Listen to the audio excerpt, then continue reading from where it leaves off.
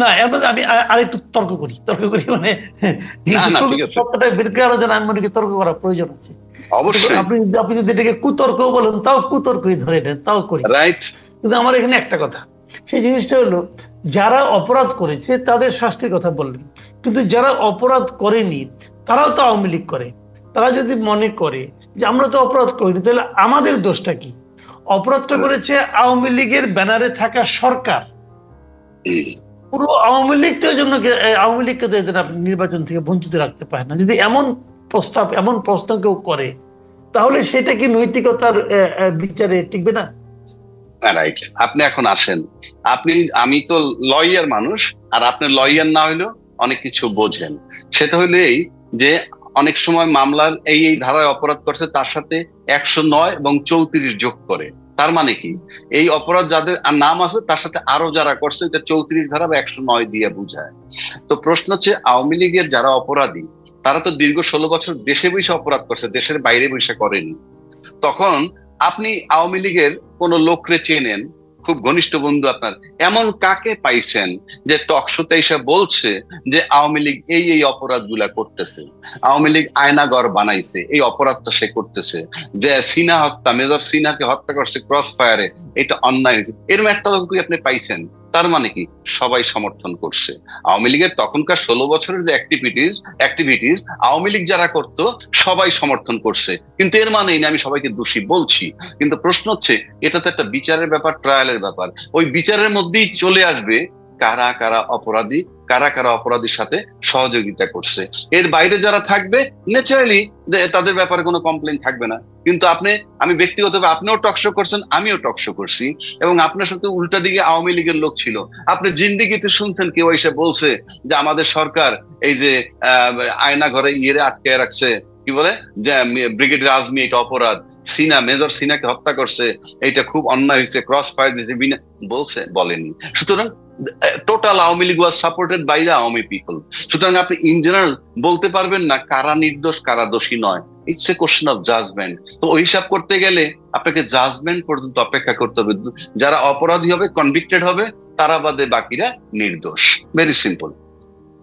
না, এর মধ্যে আমি আরেকটু তর্ক করি মানে না যেহেতু না, ঠিক প্রকৃত আছে, সত্যটা বের করার জন্য আমি মনে করি তর্ক করার প্রয়োজন আছে। কিন্তু অবশ্যই।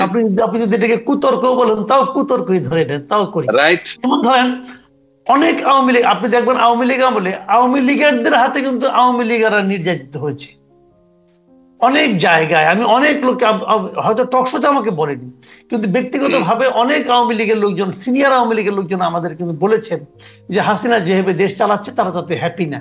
তারা দুর্নীতির ব্যাপারে প্রশ্ন করেছেন, কিন্তু তারা প্রকাশ্যে আসতে পারেননি। তাদেরকে আমি রিকোয়েস্ট করেছি আপনার সামনে এসে বলেন। ভাই সামনে এসে আমি কি বলবো, আমি কার বিরুদ্ধে বলবো? তোর লোকে তো আমাকে থুতু দিবে, এবং আমার তো সেই ভয়েসটা নাই, কারণ আমি তো সেই ক্ষমতায় নাই। এখন এরকম লোকে কিন্তু আছে যারা নাকি তাদের এগুলো পছন্দ করতো না। তো সেরকম ভাবে আপনি যদি টোটালটা যদি আপনি বিচারের উপর ছেড়ে দেন, তাহলে বিচার করতে করতে তো অনেক দিন লাগবে।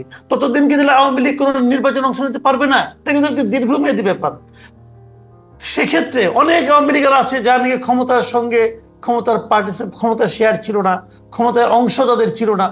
আওয়ামী লীগের সংখ্যা তো অনেক। সেটা কিন্তু ধরেন আপনার, আমি যদি সেভাবে ধরি, ধরেন আপনার 10,000, 20,000, 1 লাখ, 1 লাখ লোকটা আমরা ধরতে পারি যা নাকি আওয়ামী লীগ সরকার দ্বারা 15 বছরে সরাসরি লাভবান হয়েছে। ধরেন 10 লাখ, আমি 10 লাখও ধরলাম। কিন্তু আওয়ামী লীগ তো করে এমন লোকের সংখ্যা কোটির উপর। তাহলে বাকিদের কি হবে? বাকিরা তাহলে তারা তো কোনো অপরাধ না করে কি শাস্তির মুখে পড়ে গেল না, যদি তাদের দলকে আপনি না নির্বাচন করতে না দেন? না না, দলকে নির্বাচন না করতে তো প্রশ্নই আসে না, সেটা তো বললামই। এই সিদ্ধান্ত এখনো হয় নাই যে দলকে নির্বাচন করতে দিবে না, এটা হওয়ার পর এই প্রশ্নটা আসবে। এখন পর্যন্ত অফিসিয়ালি এই প্রশ্ন আসে নাই, সুতরাং এই আলাপটা করার কোনো প্রয়োজন নাই, নাম্বার ওয়ান। নাম্বার টু, যখন এরকম পরিস্থিতি আসবে যে ইনক্লুসিভ নির্বাচন, সবাই নির্বাচনে পার্টিসিপেট করবে, তখন আওয়ামী লীগের পক্ষ থেকে যারা নমিনেশন সাবমিট করবে, that should be decided or checked by election commission বা ইলেকশন কমিশন। সেখানে যদি দেখা যায় যে ইলেকশন কমিশনের ক্রাইটেরিয়া থাকবে, সেই ক্রাইটেরিয়া তারা কাভার হয়, তারা নির্বাচন করবে। কিন্তু এই আলাপটা যে আমরা করি, আমার কাছে মনে কোনো প্রয়োজনই নাই। কারণ ইতিমধ্যে এই তত্ত্বাবধায়ক সরকার, মানে অন্তর্বর্তী সরকারের প্রধান ইউনূস সাহেব বলছে সরকার এরকম কোনো সিদ্ধান্ত এখনো নেয়নি যে আওয়ামী লীগ নির্বাচন করতে পারবে না, নেয় নাই। দুই, ইলেকশন কমিশনে কিছু বলেনি। তো আমরা কিন্তু এই আলাপটা, এটার মানে কি জানেন?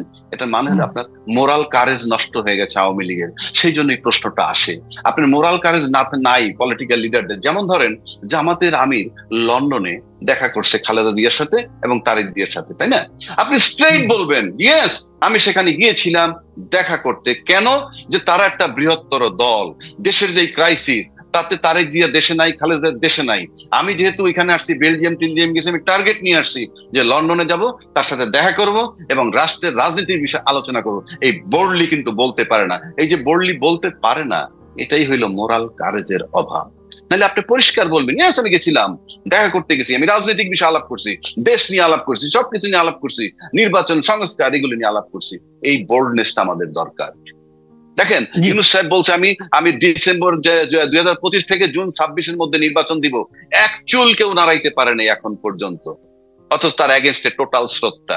আমি তার পূজা করতেছি না, আমি বলতেছি ডিটারমিনেশন, যে yes what ever I have told it is final.